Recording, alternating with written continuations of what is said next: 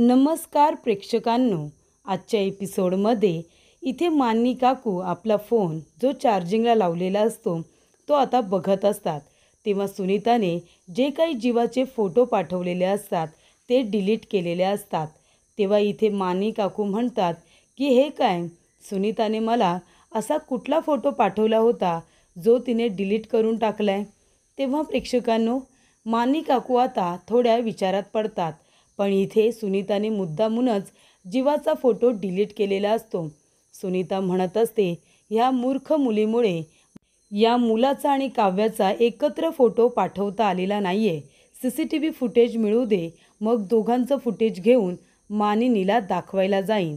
त्यानंतर प्रेक्षकांनो, इथे आता अनिशा म्हणत असते, काव्या तू सुद्धा तुझ्या आयुष्यामध्ये आता मूव ऑन झाली आहेस ना, मग तू पार जिजूंना तुझ्या मनातल्या प्रेमाबद्दल सांगून टाक ना. तेव्हा इथे काव्या म्हणते, अनिशा सगळ्या गोष्टी जरी व्यवस्थित झाल्या असतील तरीसुद्धा मनामध्ये भीती आहेच ना गं.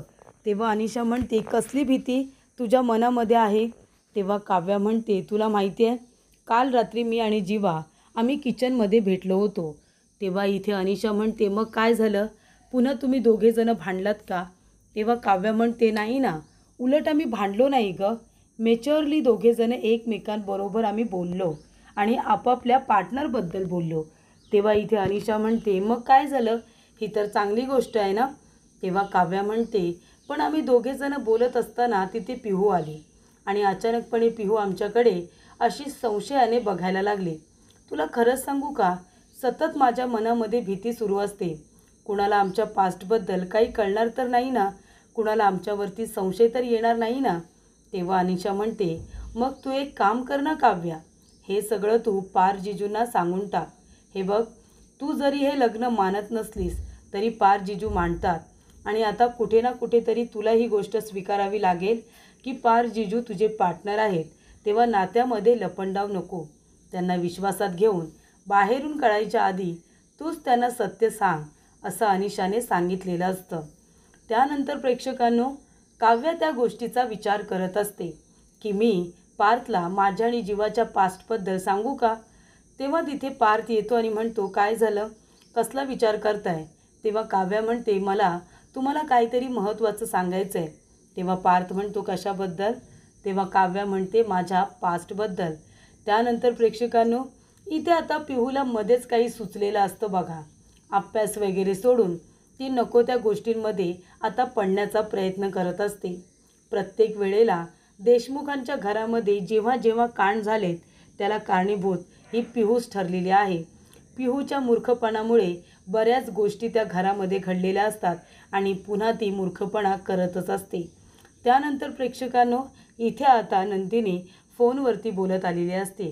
तिला तिचा आनंद निवास वाचवण्यासाठी तिला लोनची गरज असते. त्यानंतर प्रेक्षकांनो, जेव्हा इथे जीवा काव्याला फ्लाइंग किस देत असतो तेव्हा ती ते फ्लाइंग किस अडवते, ते आपल्यापर्यंत येऊ देत नाही आणि ते चित्र आता इथे काढण्याची हौस पिहूला आलेली असते. ती चित्र काढत बसलेली असते, आठवत असते आणि काढत असते. तेव्हा नंदिनी तिथे आलेली असते फोनवरती बोलत पिहूला भेटायला. नंदिनी म्हणते, पिहू काय गं, चित्र काढतेस. तेव्हा पिहू म्हणते, हो नंदिनी वहिनी, मी चित्र काढते. तेव्हा नंदिनी म्हणते, अरे वा, खूप दिवसानंतर चित्र काढतेस ना, दाखव ना मला कुठलं चित्र आहे ते. तेव्हा पिहू ते दाखवायला नकार देत असते. ती म्हणत असते की चित्र चांगलं नाही आहे. तेव्हा इथे नंदिनीला मात्र ते चित्र आता बघायचंच असतं. तेव्हा प्रेक्षकांनो, काव्या म्हणते की मला तुम्हाला माझ्या पास्टबद्दल काही सांगायचं आहे. तेव्हा ती जाते आणि दरवाजा बंद करते. तेव्हा इथे पार्थ म्हणत असतो की पास्टबद्दल तुम्हाला नक्की काय बोलायचं आहे. तेव्हा इथे काव्या म्हणते, हे बघा देशमुख, पास्ट आहे ना सगळ्यांचा असतो ना, म्हणजे तुमचा असू दे, माझा असू दे, सर्वच लोकांचा काही ना काहीतरी पास्ट असतो. मग तो चांगला वाईट आपल्या आयुष्यामध्ये घडून गेलेल्या त्या गोष्टी असतात, बरोबर. तेव्हा पार्थ म्हणतो, हो अगदी बरोबर. तेव्हा काव्या म्हणते, म्हणूनच मला माझ्या पास्टबद्दल तुम्हाला काही गोष्टी सांगायचे. तेव्हा पार्थ म्हणतो, कशाला पण, तुम्हाला तुमच्या पास्टबद्दल मला का काही सांगायचं आहे. तेव्हा काव्या म्हणते, पार्थ तुम्ही मला सांगा, आपलं लग्न झालं, आपल्या दोघांच्या मर्जीशिवाय आपलं लग्न झालं, त्यानंतर मी तुमच्याबरोबर तुचडेपणाने वागले मी आगाऊपणा केला, उद्धट बोलले, आगाऊपणाने वागले. पण तेव्हा तुम्हाला कधीच असं वाटलं नाही की माझ्या वागण्यामागचं नक्की कारण काय आहे? मी अशी का वागते? माझा काहीतरी पास्ट असू शकतो, असं नाही वाटलं तुम्हाला? तेव्हा इथे पार्थ म्हणतो, नाही, मला असं काहीच वाटलं नाही. तेव्हा काव्या म्हणते, का? तेव्हा पार्थ म्हणतो, कारण जेव्हा आपलं लग्न ठरलं होतं तेव्हाच मी लग्न मंडपामध्ये तुम्हाला विचारलं होतं की तुमचा काही पास्ट आहे का? भूतकाळामध्ये काही गोष्टी आहेत का? तुम्हाला हे लग्न करताना काही प्रॉब्लेम तर नाही आहे? तेव्हा तुम्ही म्हणालात की नाही, माझं असं काहीच नाही आहे, काही प्रॉब्लेम नाही आहे. मग तेव्हाच माझ्यासाठी हा विषय संपला होता. जर तुमचा काही पास्ट नाही आहे, तुम्हाला काही प्रॉब्लेम नाही आहे, तर मी तुम्हाला ते का विचारू? तेव्हा इथे काव्या म्हणते, पण तरीसुद्धा माझ्या वागण्यामुळे तुम्हाला कधी संशय नाही आला? तेव्हा पार्थ म्हणतो, नाही, कारण तुम्हीच म्हणता ना, तुम्ही काव्यात काव्या, तसा मी पार्थ देशमुख आहे काव्या. मी सगळ्या गोष्टी आहे ना व्यवस्थित आणि सरळ दिशेमध्ये बघत असतो. प्रत्येक वेळेला वाकडा विचारच केला पाहिजे असं काही नसतं. काही गोष्टी आहे ना सोडून द्यायला शिकायचं असतं. जर त्या गोष्टी पकडून ठेवल्या, धरून ठेवल्या, तर आपल्यालाच त्याचा त्रास होतो.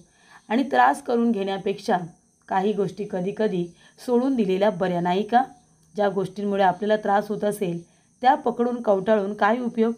तुम्ही सुद्धा त्या गोष्टी विसरून जा. मला सांगायची काहीच गरज नाही आहे. तेव्हा इथे काव्या म्हणते, पार्थ, तरीसुद्धा त्या गोष्टी मला सांगायच्या असतील तर? कारण ते ओझं मला घेऊन जगता येत नाही आहे. ते बर्डन माझ्या मनामध्ये कुठेतरी अजून आहे आणि म्हणूनच मला सगळं काही सांगून मोकळं व्हायचं आहे. तेव्हा पार्थ म्हणतो, त्याची खरंच काही गरज वाटत नाही आहे मला. माझा तुमच्यावरती पूर्ण विश्वास आहे. आणि पास्ट असू दे ना, कुणाचा नसतो, सगळ्यांचा काही ना काहीतरी पास्ट असतो. आणि मला काही प्रॉब्लेम नाही आहे. माझा नाही पास्ट आहे का? माझा पास्ट तर आपल्या घरामध्येच आहे. पण तुम्हाला खरं सांगू, आता मी त्यांच्याबरोबर तुमच्याबद्दल कितीतरी तास गप्पा मारू शकतो. तुमच्याबद्दल आणि त्या जीवाबद्दल माझ्याबरोबर बोलत असतात. आम्ही आता दोघेजणं चांगले फ्रेंड्स आहोत, बरोबर ना? त्याच्यामुळे मग आता पास्टमधल्या गोष्टी पकडून ठेवण्यात काय अर्थ आहे? त्या मागे सोडायच्या आणि आपलं आयुष्य पुढे जगत राहायचं. आता तुम्हाला जर कसला विचार करायचा असेल तर आपल्या दोघांचा विचार करा, वर्तमानाचा विचार करा ना. आधी तुम्ही कशा होतात आणि आता तुमच्यामध्ये किती बदल झाला आहे हे बघा ना तुम्ही. तेव्हा काव्या म्हणते, नाही, मला सगळ्याच गोष्टी सोडून जगता येणार नाही. तेव्हा इथे पार्थ म्हणतो, जमेल तुम्हाला. काव्या म्हणते, मला नाही जमणार, मला तुमच्यासारखं जगता नाही येत पार्थ देशमुख. तेव्हा पार्थ म्हणतो की तुम्ही माझ्या सहवासात राहिलात ना, सगळं काही जमेल तुम्हाला. तुम्ही आत्ताच तुमच्याकडे बघा, तुमच्यामध्ये किती फरक पडला आहे. तेव्हा काव्या म्हणते, तरीसुद्धा पार्थ देशमुख, मला तुम्हाला गोष्ट महत्त्वाची आहे म्हणून सांगावीशी वाटते. तुमच्या नात्याला आहे ना, तुमचा भूतकाळ जो घरामध्ये आहे असं म्हणताय तुम्ही, तुमच्या नात्याला नीट असं क्लोजर मिळाले. पण माझ्या नात्याला तसं क्लोजर अजून मिळालेलं नाही आहे. तेव्हा प्रेक्षकांनो, इथे आता नंदिनी पिहूच्या हातातलं चित्र बघण्यासाठी घेतेच. ती म्हणते, पिहू, बघू बरं तू कुठलं चित्र काढलेस? पिहू म्हणते, नको ना, चांगलं नाही आहे. तरीसुद्धा नंदिनी म्हणते, बघू दे तरी कुठलं चित्र काढलेस ते. आणि नंदिनी तिच्या हातातून आता तिची चित्रकलेची वही घेते आणि बघते तर काय, इथे आता एक हात फ्लाइंग किस देतोय आणि दुसरा हात फ्लाइंग किस अडवतोय. तेव्हा नंदिनी म्हणते, पिहू, हे चित्र काय काढलेस तू? कुठल्या रेफरन्सने हे चित्र काढलेस सांग बरं. तुला हे चित्र काढावंसं का वाटलं? असं काही घडलं आहे ते तू काढलेस का? तेव्हा इथे पिहू म्हणते, नाही अगं नंदिनी वहिनी, सहजच मी हे चित्र असं सहजच काढलं आहे. तेव्हा नंदिनी म्हणते, नाही, मला माहिती आहे, तू कुठलंही चित्र आहे ना सहजरित्या काढत नाही. मागच्या वेळेला काढलेलं चित्र माझ्या लग्नाच्या रिलेटेड होतं, माझ्या किडनॅपिंगच्या रिलेटेड होतं आणि ते चित्र तू काढलं होतंस, बरोबर ना? पण आता हे तू चित्र जे काढलेस ना, नक्कीच याच्या मागे सुद्धा काही ना काहीतरी रेफरन्स आहे. तू माझ्यापासून प्लीज लपू नकोस. तुझ्या नंदिनी वहिनीला नाही सांगणार? शेअर नाही करणार का माझ्याबरोबर? तेव्हा पिहू विचार करते, काय करू? सांगू का सगळं सत्य नंदिनी ताईला? तेव्हा पुन्हा ती विचार करते, नाही, नको. तेव्हा पिहू म्हणते, नाही गं नंदिनी वहिनी, मी खरंच सांगते, हे चित्र मी खरंच असंच काढलं होतं. तेव्हा नंदिनी म्हणते, पिहू, तू खरं बोलतेस का? हे चित्र तू असंच काढलेस की कुणाला तरी असं करताना बघितलेस? तेव्हा इथे पिहू म्हणत असते, नाही अगं, इंटरनेटवरती बघितलं आणि तसं मी हे चित्र काढलं. तेव्हा नंदिनी म्हणते, पिहू बेटा, हे बघ, इंटरनेटवरती सगळ्याच चांगल्या गोष्टी असतात असं नाही गं, काही वाईट गोष्टीसुद्धा असतात. पण आपल्याला माहिती असतं ना की आपण चांगलं बघितलं पाहिजे की वाईट. यापुढे इंटरनेट उघडताना घरामधलं कुणीतरी मोठं माणूस बरोबर घ्यायचं, त्याशिवाय इंटरनेटला हात लावायचा नाही. कळलं तुला पिहू? आणि हे बघ, ह्या ज्या गोष्टी असतात ना त्या तुला वयेत आल्यानंतर बरोबर कळतील. आणि मी तुला प्रॉमिस करते, तू वयेत आलीस, थोडी मोठी झालीस ना की मी तुला या सर्व गोष्टींबद्दल अगदी व्यवस्थित समजावून सांगेन. चालेल ना? पुन्हा अशी चित्र काढायची नाही आहे बेटा. तेव्हा पिहू म्हणते, हो गं, बरोबर बोलतेस तू, मीच मूर्ख आहे, मी असं चित्र काढलं, मी पुन्हा असं चित्र अजिबात काढणार नाही नंदिनी वहिनी, असं पिहू म्हणते. तेव्हा नंदिनी मनामध्ये म्हणते की पिहू माझ्यापासून काही लपवण्याचा प्रयत्न करते का? त्यानंतर प्रेक्षकांनो, इथे काव्या म्हणत असते, कसं असतं ना पार देशमुख, दोन व्यक्ती जेव्हा दोन वेगवेगळ्या दिशेने जात असतात आणि ते मागे वळून बघतात ना तेव्हा त्यांना कुठल्या तरी गोष्टीची अशी आशा वाटत असते. पण तीच व्यक्ती मागे वळून बघणार नाही याची आपण काळजी घेतली पाहिजे, तेव्हाच त्या नात्याला क्लोजर येईल ना. तेव्हा पार्थ म्हणतो की काव्या, तुमचा पास्ट अजूनही तुमच्या मनामध्ये आहे का? तेव्हा काव्या म्हणते, नाही, अजिबातच नाही. तेव्हा पार्थ म्हणतो, जाऊ दे ना, मग मनातच काही नाही आहे तर त्याचा विचार इतका का करायचा? इकडे या काव्या, इथे बसा तुम्ही. हे बघा, बायका कशा असतात ना, दिवे असतात ना, दिवे असे पाण्यामध्ये सोडतात, तशा काही गोष्टी तुम्हीसुद्धा अशा सहजरित्या पाण्यामध्ये सोडायला शिका. ते आपल्या आयुष्यामध्ये महत्त्वाच्या नसतात, त्या गोष्टी कवटाळून बसायचं नसतं. बघा काव्या, मी तुम्हाला सांगतो, तुम्ही म्हणताय की तुम्ही माझ्यावरती आधी चिडायचात, रागवायचात, मी तुम्हाला प्रश्न का विचारला नाही, तुमच्या वागण्यामागचं कारण का विचारलं नाही? कारण मला असं वाटत होतं की आपलं लग्न मनाविरुद्ध झालं आहे, तेव्हा तुम्हाला ॲडजस्ट करायला वेळ लागतो आहे. आणि तुम्ही म्हणताय तसं काही भूतकाळातल्या गोष्टी असतील तर असू दे ना, असतात, त्यांचा त्रास होतो. पण आता मी तुम्हाला पुन्हा विचारलं, त्या तुमच्या मनामध्ये आहेत का? तुम्ही काय म्हणालात, नाही, अजिबात नाही. मग जर तसं काही नाहीच आहे तर त्या गोष्टी तुम्ही मला का सांगताय? हे बघा, तुम्ही जर तुमच्या पास्टबद्दल मला सांगितलं तर आपल्यामध्ये एक ऑकवर्डनेस येईल आणि त्यानंतर तुम्हाला असं वाटतंय की सगळं सांगून चांगलं होईल. पण ती गोष्ट कुठेतरी माझ्या मानेवरती आहे ना एखाद्या टांगत्या सूर्यासारखी असेल, एखाद्या तलवारीसारखी असेल. मला त्या गोष्टीचा त्रास होत राहील. त्यापेक्षा तुम्ही तुमच्या पास्टबद्दल मला काही सांगूच नका ना. आता तुम्ही मागे कशा वागत होता यापेक्षा आता तुम्ही कशा वागताय, किती प्रेमाने बोलताय, किती प्रेमाने फिस्कारताय, किती शांत झालात तुम्ही, माझ्यासाठी हे महत्त्वाचं आहे. माझी काव्या कशी वागत होती यापेक्षा आता तुम्ही माझ्याबरोबर कशा वागताय, सगळ्यांबरोबर किती प्रेमाने राहताय, प्रेमाने वागताय, हे महत्त्वाचं नाही आहे का? खाली झोपण्यापासून ते बेडवरती उलटं सुलटं झोपण्याचा जो काही प्रवास तुम्ही माझ्याबरोबर केलात तो तुम्ही आठवा. मी तुमच्यासाठी केलेलं फ्रूट कस्टर्ड आठवा, बरोबर ना? आपण एकमेकांसाठी केलेल्या चांगल्या गोष्टी आठवा. कशाला भूतकाळातल्या गोष्टी आठवून स्वतःला आणि मला त्रास करताय? तेव्हा इथे आता पार्थ म्हणत असतो, अरे देवा, बोलायच्या नादात मी काही खाल्ल्यानंतरच्या गोळ्या आधीच खाल्ल्या, मी पटकन काहीतरी खाऊन येतो. तेव्हा इथे काव्या म्हणत असते, पार्थ बसा तुम्ही इथे, मी तुमच्यासाठी काहीतरी खायला घेऊन येते. तेव्हा इथे काव्या म्हणत असते, पार्थ तुम्ही सगळं सोपं म्हणताय, पण माझ्यासाठी सगळ्या गोष्टी सोप्या नाही आहेत. मला तुम्हाला सगळं मनापासून सांगावंसं वाटतंय, कारण मला आपल्यामध्ये कुठल्याही गोष्टीचा गैरसमज झालेला नको आहे, असं काव्या म्हणत असते. त्यानंतर प्रेक्षकांनो, इथे आता जीवा आणि महाजनी काका दोघेजणं गाडीतून आलेले असतात भास्कर आणि इथे राजन जाधव यांना भेटायला. तेव्हा इथे आता जीवा महाजनी काकांना आपल्या गाडीतून उतरवतो आणि म्हणतो, अरे वा काका वा, काय एंट्री होणार आहे तुमची, आणि तुम्हाला सांगितल्याप्रमाणे सगळं काही बोलायचं आहे तुम्हाला. तेव्हा महाजनी काका म्हणतात, जीवा अरे भीती वाटते रे मला, त्यांनी माझं हे नाटक पकडलं तर. तेव्हा जीवा म्हणतो, काका तुम्ही कशाला घाबरताय, तुम्ही कमाल आहात, कमाल. तेव्हा इथे आता कमाल ॲक्टिंग करता करता त्या लोकांना कळलं की मी खोटारडा आहे, तर काय होईल तुला कळतंय का जीवा? अरे माझा इथे विजा तर जप्त नाही होणार ना? तेव्हा जीवा म्हणत असतो, काका असं काही होणार नाही आहे, तुमचा विजा अगदी सेफ आहे आणि मी आहे ना. तुमचा रायटर कोण आहे? मी आहे ना. मग माझ्यावरती विश्वास ठेवा, मी दिलेली वाक्यच तुम्हाला बोलायची आहेत, तेव्हा अजिबात घाबरू नका. तुमचं नाव आहे चंद्रकांत सरपोतदार. काका म्हणतात, कोण चंद्रकांत? तेव्हा जीवा म्हणतो, काका मी तुम्हाला सगळं गाडीमध्ये सांगितलं आहे ना. हे बघा, हे कॉर्ड आहेत, हे तुम्ही तुमच्या कानामध्ये लावा आणि फोनला कनेक्ट करा. मी तुम्हाला फोन करेन, म्हणजे तिथे जे काही बोलणं होतं आहे तुमच्यामध्ये ते मला कळेल आणि त्याच्यावरती तुम्हाला काय बोलायचं आहे, कसं रिॲक्ट व्हायचं आहे हे मी तुम्हाला सांगेन. तुम्हाला तुमच्या मनचं काही बोलायचं नाही. जसं मी सांगेन तसंच तुम्ही बोला. त्या लोकांना इथे चांगलं फसवा. मी आहे ना तुमच्याबरोबर, अजिबात काळजी करू नका. त्यानंतर प्रेक्षकांनो, इथे आता राजन सर म्हणत असतात, काय मग भास्कर सर, ती नंदिनी आणि जीवा काय दोघेजणं हातपाय हलवत आहेत की नाही? आता 7 दिवसांमध्ये ते दोघेजणं नक्की काय करणार आहेत? तेव्हा इथे भास्कर काका म्हणतात, ते काही करू शकणार नाही आहेत. 7 दिवसांमध्ये एवढी मोठी रक्कम ते कुठून उभे करतील? करोडोंच्या घरामध्ये रक्कम आहे.